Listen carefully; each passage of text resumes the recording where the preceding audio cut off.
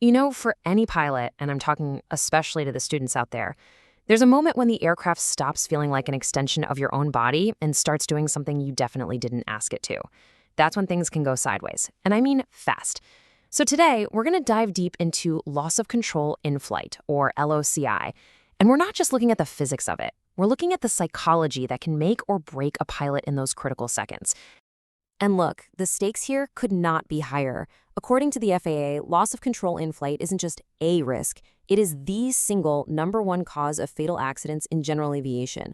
We're not talking about some crazy daredevil stuff here. We're talking about everyday flights that go horribly, horribly wrong.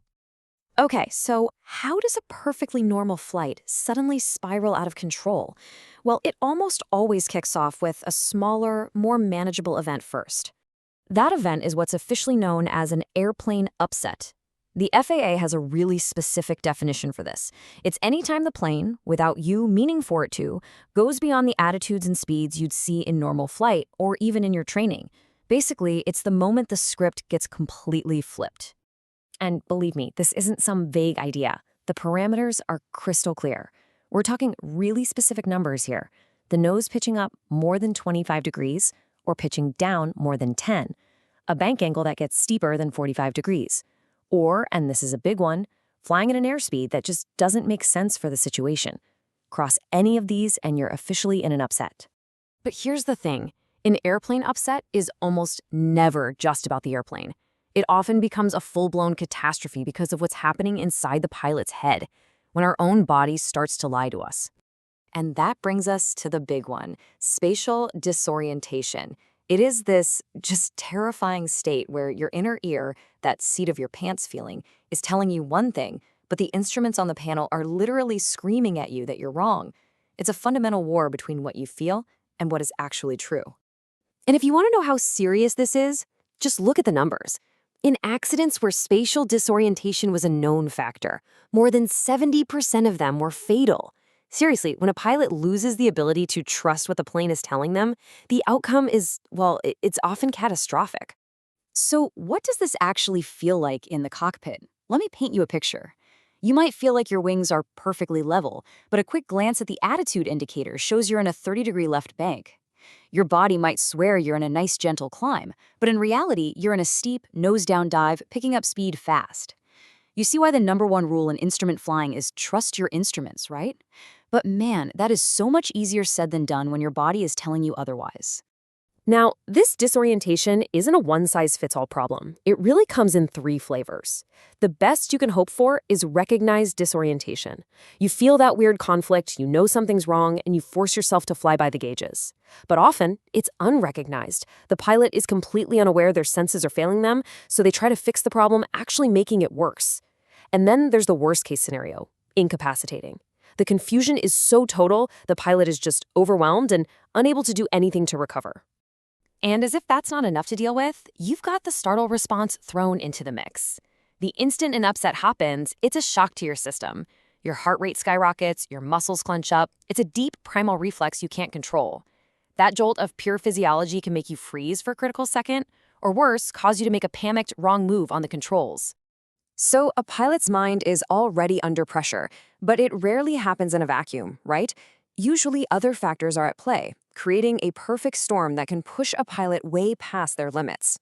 The FAA has actually broken this down into four main buckets that lead to these events. We've been talking a lot about human factors, but look what else is on the list: the environment, the machine itself, and issues related to aerodynamic stalls. Just think about it for a second. You hit some gnarly turbulence or unexpected icing. Your workload just went through the roof, and the weather might physically push your plane into an upset. Or what if something breaks? Runaway trim, or the autopilot just quits on you. Now you're not just flying, you're problem-solving a high-stakes emergency, and that yanks your attention away from just flying the airplane.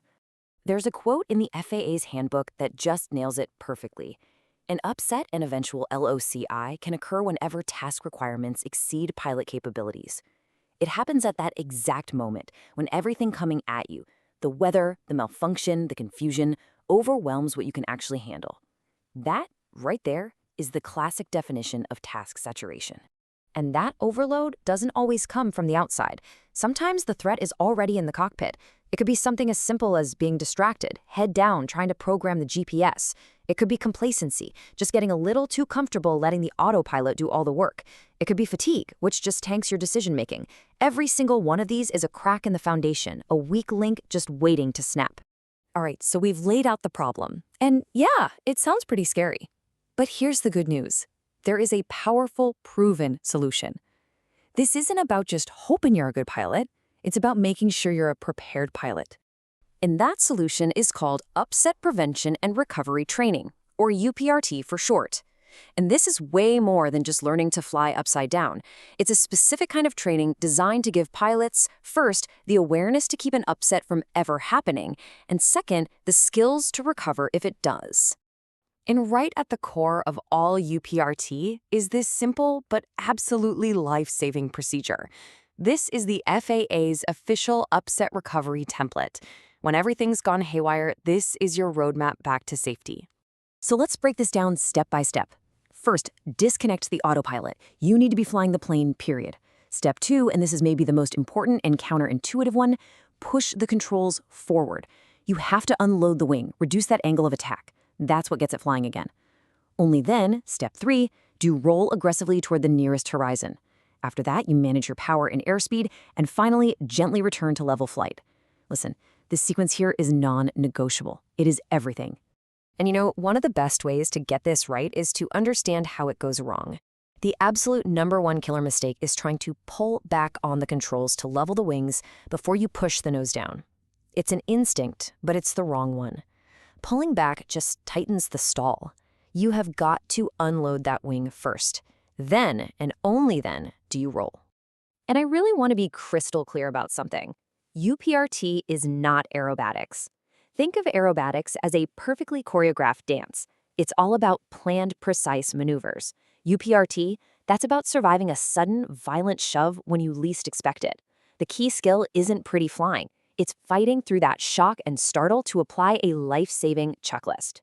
So here's the real takeaway. A loss of control incident isn't one single bad moment. It's a chain of events, one leading to the next. It might start with a simple distraction, get worse because of spatial disorientation, and end in disaster because of a panicked reaction. Awareness helps you see that chain forming, and training gives you the tools you need to break it. And that really brings us to the final and maybe the most important question.